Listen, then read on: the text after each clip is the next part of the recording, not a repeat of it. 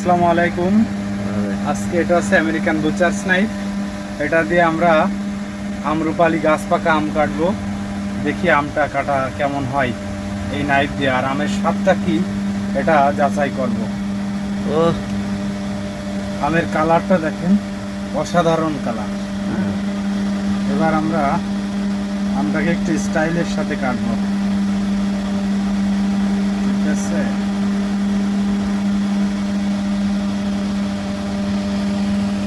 দেখি দিল ভাই।